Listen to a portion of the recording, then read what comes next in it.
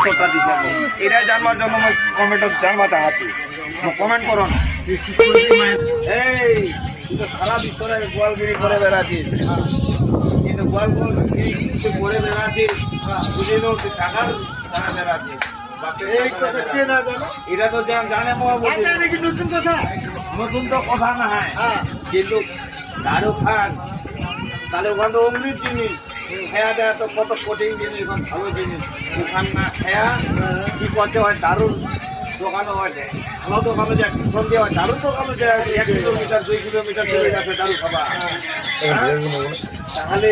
ওখানে পয়সারা দিবা পাচ্ছে আর এখান থেকে এত কঠিন জিনিস এত সুস্থ জিনিস শরীরের পক্ষে এখান ছেড়ে দিয়ে মদ খাওয়া চলে যাচ্ছে যাচ্ছে না কেন যাবি তাদের ওখানে তো ভালো জিনিস আমি কি করে বলবো আর একটা জিনিস গটের দুধ খাচ্ছি গটের দুধের দাম 2000 আছে